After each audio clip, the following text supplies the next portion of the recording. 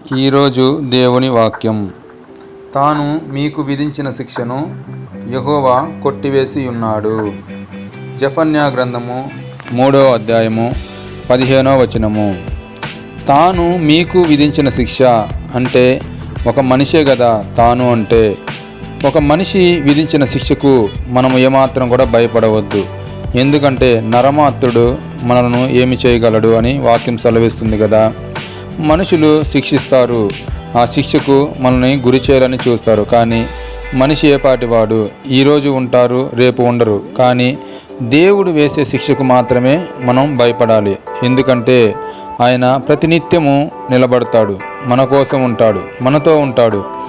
ఈరోజు చాలామంది శిక్షకు గురై ఉంటే ఏ విషయం కూడా భయపడద్దు. చాలామంది కోర్టు కేసులు భయపడుతుంటారు. అలాగే ఇంట్లో భార్య కావచ్చు, భర్త కావచ్చు శిక్షిస్తుంటారు. ఆ శిక్షను చూసి మనం ఏమాత్రం కూడా భయపడడానికి వీల్లేదు.